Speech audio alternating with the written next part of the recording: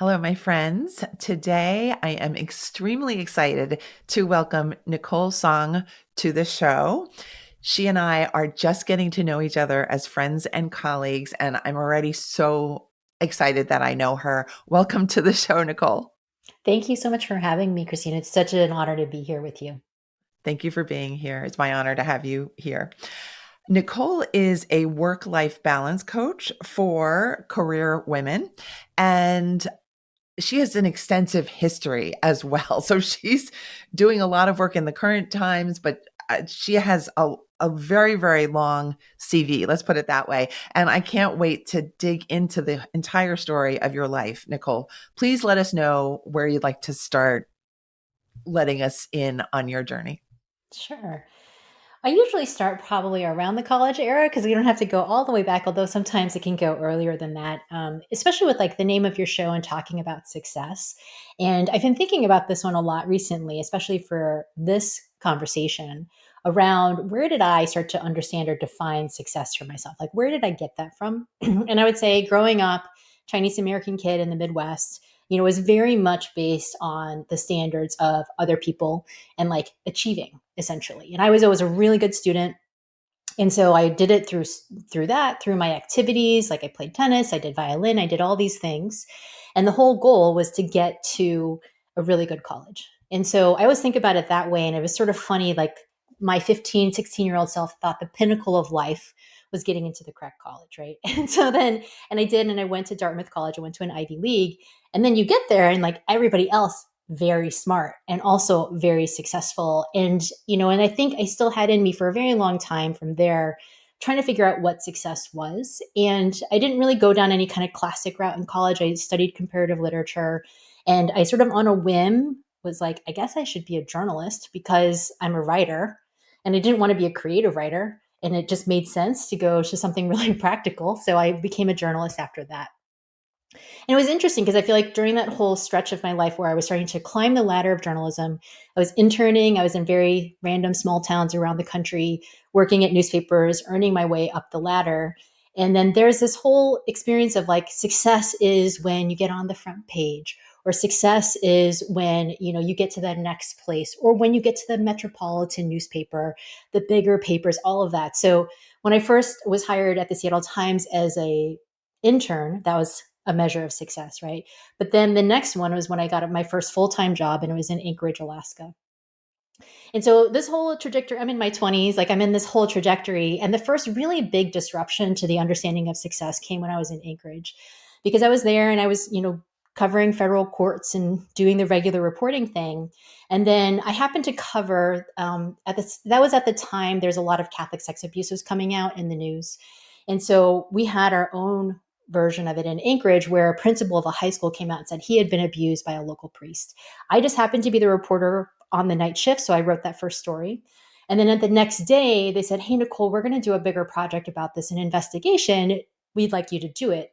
And of course, I was like, in newspaper world, this is like the primo kind of gig to get. So I was like, oh my gosh, like I'm going to get to cover this really big story. And they took me off my regular beat for 3 months. And I was interviewing the victims of sex abuse from Catholic priests in the area. And so you can imagine this is like a pretty intense, rather traumatizing experience to actually cover and talk about. And I felt very proud because I was like, okay, I'm doing like really important work. I'm changing the world. I'm like being of service. And so, we finish the story, we go on to win all these awards. And then a year after all of this started, one of the victims dies by suicide.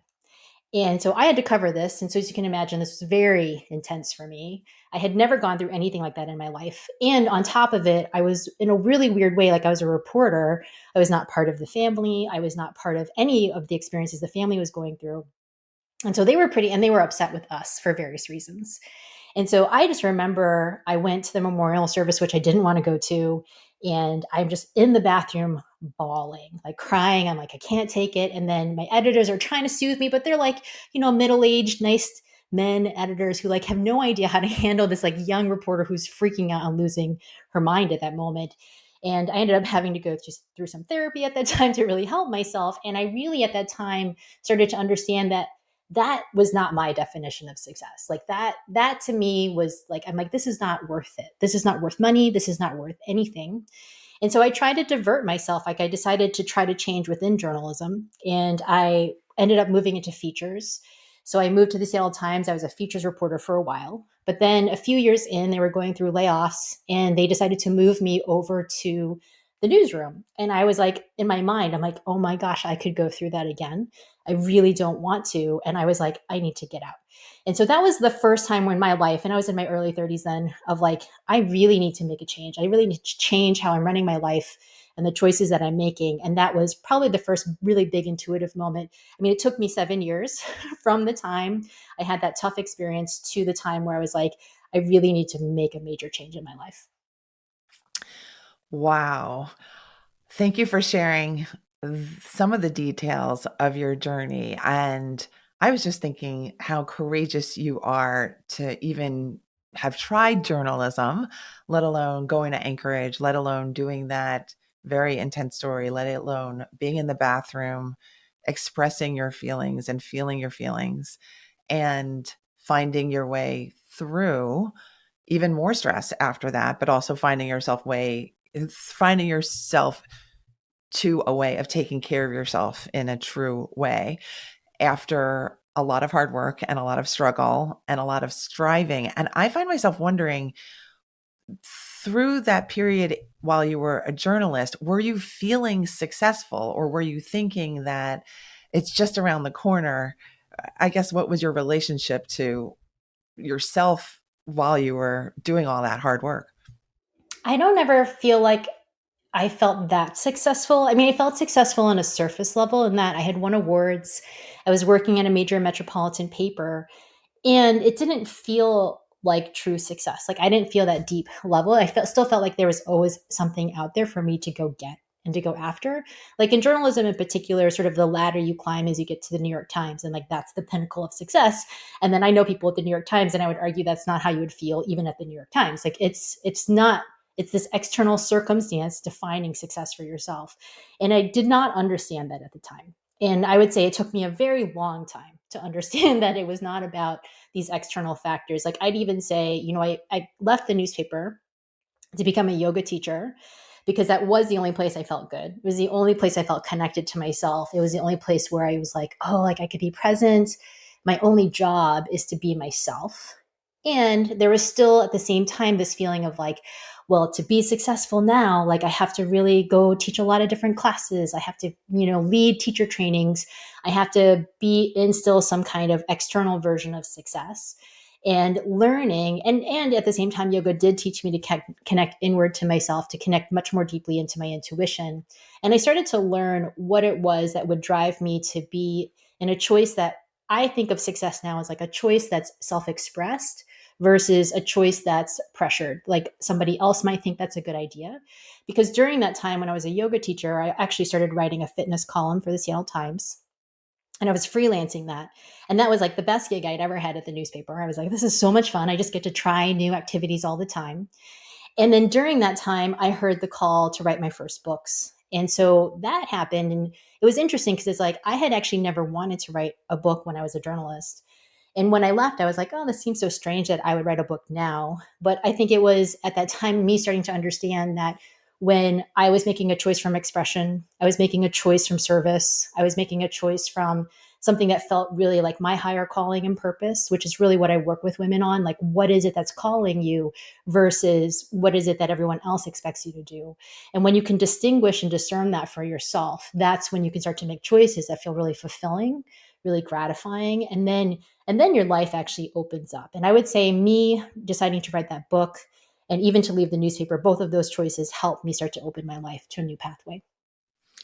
That's so beautiful. And I find myself thinking about what you mentioned about your Chinese American background. And I'm wondering, along the way, what thoughts have you had about the cultural influences you've had, and maybe that pressure to conform to some of the cultural norms there, maybe having high status things or high status period, or accomplishments that you can maybe see that are very notable. Can you comment on that for me?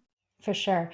I had a lot of push pull, I think, with that. Even as a kid, I was always rejecting the idea of like what success was for Chinese American kids. And I saw the kids were like really into science and math and like went on to Harvard and became doctors. And I was like, I don't do that. Right. So I would reject like that you had to go be a doctor or go be a lawyer. And my parents, to their credit, never pressured me and my sister around the career path we were in.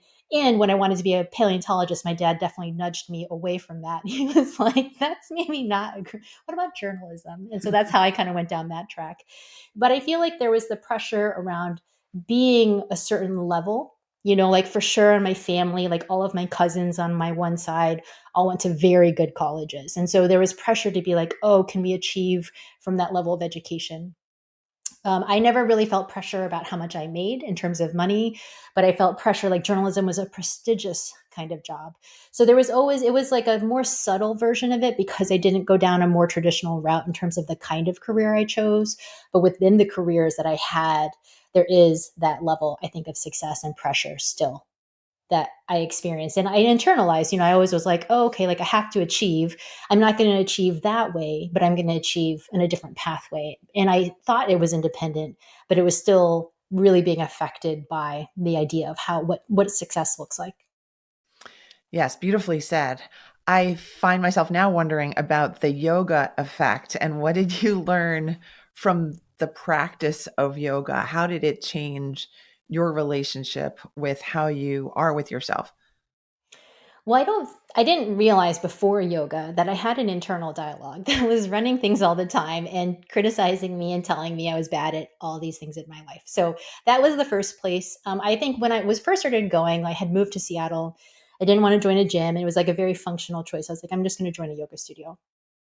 And so I joined. And then what I realized is like I would enter feeling very stressed about a story, thinking my editor might call me, worrying about all of those things. And then, you can't bring your phone into the room. So I would just like leave everything in the cubbies. And then at the end of class, I would no longer be worried about it. Like I might check my phone, but I wasn't feeling anxious and stressed. And I was like, oh, wow, like this is so phenomenal. Like I can feel so much better from 90 minutes of yoga practice. And then I started craving it. Like I started wanting to feel like that all the time. And I wanted to go more and more consistently. And really at that time when I was starting to look at the place of like, what kind of career do I want? That's when I was like, the only thing that actually really makes me happy is yoga. So that was like a big part of the reason I went down that pathway. But I would say on a deeper level, so there was like this really physical strength that I got from it that I really loved. But on a deeper level, yoga means union. It's a union to self. And it's like, how do you be in that exploration with yourself? And it was my really first place where I started to explore my relationship with myself, how hard I was on myself, and learning to navigate that, like learning to have an outlet to be kinder and gentler with myself, whether it's like my physical form in a yoga pose or just how I was in the world and to be kind. And then that, and it still helps me. Like I still practice all the time because it still just gives me that grounding into my body. And then what is real and what is true that is like physical in that moment versus all the stuff that's chattering around in my head. Yeah, I find myself wanting to cry when I hear you talk about the yoga piece. So I can feel the, I guess, natural beauty of it for you as we're talking. I just wanted to relate that to our listeners. And now I want to ask, let's see, how you started to be interested in coaching other people, how to bring this kind of awareness into their own personal sphere. I think we are all taught to look towards the external in some way or the other. We're all taught that getting into a good college is a good idea. We are all taught that sometimes high stress situations might carry a lot of benefit in some way. And I'm wondering how you work with the clients that you have and what kind of philosophies do you bring to your clients? Mm, beautiful. Thank you. Well, I would say that yoga is naturally a transformational practice, especially when you start going into yoga teacher trainings. The idea of yoga teacher training is like, what is it that's keeping you from being able to be yourself in front of a room of people? What is it that's stopping you from being able to be self-expressed when you're standing in front of 30 people you're teaching yoga to? And so a lot of the work in teacher trainings was really around that. And so I loved that part of it. Like, what is it in my life that's keeping me from speaking up? Like, I was so quiet as a kid, and I think people now think that's weird, but I really was. Like, I was totally, I never spoke up. I never said anything. Teachers would be like, I can't hear you, Nicole. And so, and then here I was now needing to project my voice, speak up, have people listen to me and do what I said. And so that experience alone was really big for me to understand how to just own a room, stand in my power, and speak and teach.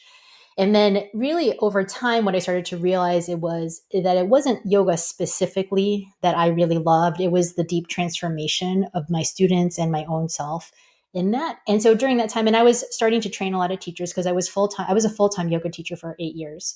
So I was training teachers and working with a lot of people, mentoring them into class.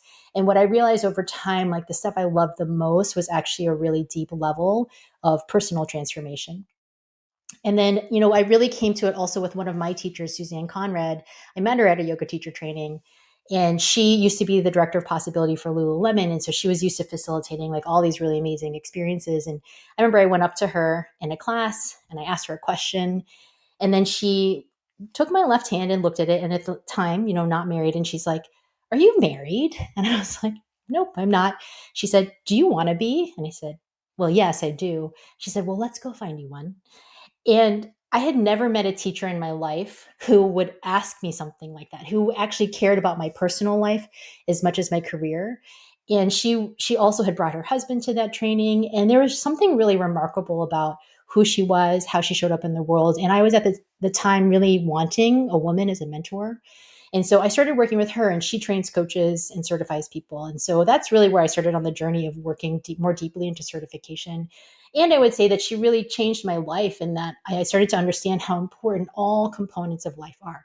That if you're focused just on career or achievement, like you're never really going to feel fulfilled until you have all the components of your life in place. Your health, your family, your personal life, all those pieces are so much more important. Like so many people come to me, and this is the funny thing to say, because people come to me for career a lot. We always end up working on personal, always. And really, what people ultimately come out of working with me often is improved relationships with their parents or with their siblings. And it's sort of an interesting thing because I don't think people think I want to hire a coach to help me with those things. And yet, at the same time, like, is there any, could you even say what that value is? Could you even put a monetary amount on that? Because it is just so important to all of us, like me too. And so it's been really interesting for me, and that really helped me also in my relationships with my family, learning to set clearer boundaries for myself around who I am. Like, how do you start to really evolve and grow? And that's where I started that journey with her about a decade ago.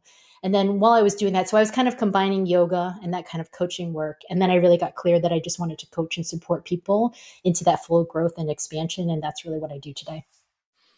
That is beautiful. I think we're all wondering, did she find you a husband? Yes. Oh, you want to hear the whole relationship stories? Yes, of course. Well, 7 weeks after I met her, or I was in that training, I met my ex-husband. And so I did. She'd worked, 2 months. 2 months later, I met him, dated, dated him. I had stepkids, was married. And then she also really helped me navigate divorce, which I think a lot of people don't really realize how important it is to have help with that. Navigated a divorce. I separated from my ex right before the pandemic. And then I dated through the pandemic. So I feel very proud of myself for that. So I dated all the way through the pandemic and met my now fiance, and we're getting married in April. Congratulations. I knew the end of the story, but I wanted to hear, did Susan, was it Suzanne. Suzanne? Did Suzanne have a role? And it sounded like she had a big role, which is wonderful. Congratulations on your upcoming nuptials also. Thank you. You mentioned boundaries, and I think the term can be in some ways confusing to people. And I'm wondering what your take on the whole concept is and what you've learned and how you teach people to have better boundaries. Mm. I feel like the biggest thing I see with people around boundaries is they tend to always think that boundaries are about other people. It's very easy to be like, well, I need to have boundaries with that person. Like it's always about the external still, instead of actually starting inside to be like, okay, what is it that's going on with me that I need to have boundaries with people, or I'm not reinforcing them, or I'm not owning who I am to actually have that happen. And so I always say boundaries start with you, and really having boundaries with yourself. Like, how can you start to enforce boundaries with other people if you can't even manage the boundaries of your own self-care, your own mental health? Like, if you're not setting any boundaries with yourself, it's going to be very difficult to reinforce. And on top of it, if you're not taking care of yourself, you're not going to be in the mental place where you can actually enforce it. Like, you can't even be in a clear place. I find a lot of people set boundaries from reaction, like, I'm just mad at you, or like, that's wrong, etc. But if you're in a clear, grounded place, you often don't actually have to do that much with your boundaries with other people. Because if you're in a good, clear place, things roll off your back. You're not so worried about it. It doesn't become such a big deal. And if you do need to set some, you can do it with real kindness and compassion. I feel like that word is missing a lot in the conversation around boundaries. It's like, how can you be kind? How can you be loving? To me, boundaries are simply a way to be more loving in the world. And sure, there's some people who try to encroach. I have a boundary quiz, and we talk about different boundary tendencies. And I'm a boundary pleaser myself, which is the kind of person who wants everyone to be happy. He's always like trying to make sure everything works for everybody else. And you'll say yes without even checking your calendar. So if you're like that kind of person, your job is to start to really work on those boundaries with yourself. And then there's also boundary breakers. And there are people who tend to push boundaries pretty hard sometimes. And so those people, you do have to work out, like, how would you set a boundary with them? And then there's ones I call a boundary brat, which is someone who's really rigid about their boundaries. Like, they're kind of self-righteous about it. They're like, I've got a boundary and you better stick to it. And so I think it's always good for us to understand where we're starting from with our boundaries first, and not what everybody else is. And like, it's always tempting to want to categorize everybody else, but really to start with your own boundary tendency. And then when you can recognize your own patterns, then you can start to make some shifts for yourself, set boundaries with yourself, start to be kind about it, and then you can start to find a way to navigate it. But I found is, as long as you are really being kind to yourself about it and doing it from response instead of reaction, boundaries are much, much easier to navigate than people think it is. A lot of people think it's super hard. They think it requires confrontation, and it really doesn't. Like, it can be a really simple practice as long as you're clear. Yes, I hear a lot of undertones of getting to a point of safety within yourself, and once you feel that way, you can be more vulnerable with other people because you know you're going to be able to keep yourself safe and that you're not going to violate your own strategies for keeping yourself well, which I think is just general peace, and that peace can be extended to other people at that point, as you so beautifully said. Thank you so much for bringing, I think, just these lovely stories of growth and change and transformation to this show. I'm so glad you're in my life right now and going forward. And just could you share with us how anyone who's interested in working with you, I'm sure there are many, how people can connect with you and what would the first steps be for working with you? Yeah, absolutely. Well, I'm on all the social media platforms, mostly as Nicole Song. On TikTok, you have to add an underscore, but you'd still find me. And then, my website. And if you're interested in finding out, especially around the boundaries piece, more about it, it's nicolesong.com/quiz. And there you can actually take the boundary tendencies quiz, and you can find out more about what your boundary tendencies are. And I will be, by the time this comes out, I think it will be out already. I also have a podcast coming out.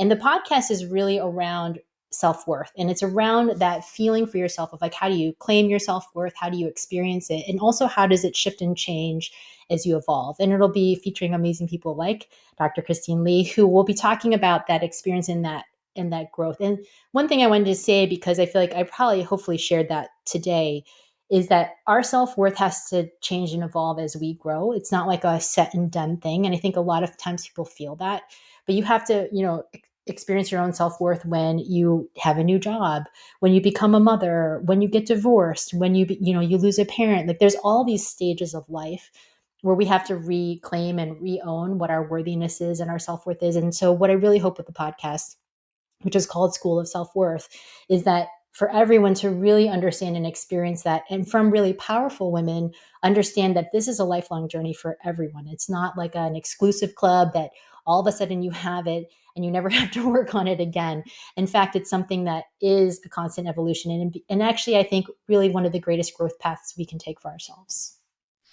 Oh, wow. This podcast that Nicole is putting together as we're recording this is going to be a smash hit. I just know it. So thank you, Nicole, for doing the work that you have, for being so brave over the years, and for bringing your wins to the world in this show and in your podcast coming up and in your books. You want to mention the titles of your books so people can watch out for that as well. Yes, yes, absolutely. So 24 Ways to Move More is my most recent book. And that one is based on the fitness column, and it's really around moving your body with joy. And so if you're feeling a little stagnant or tired or not motivated, that book is a great one to go to. And then my other ones are yoga books. So yoga for hikers and yoga for climbers. So if you're a hiker or a climber and wanting some sequences for that, check those ones out. Fantastic. Wow, wow, wow. Thank you. I feel so lucky to have had you on the show today. Nicole, thank you for sharing your time and wisdom with us. Thank you, Christine. It's been such a pleasure.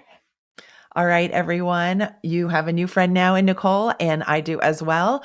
I will see you next Thursday when I introduce you to another beautiful soul. We'll see you then. Bye.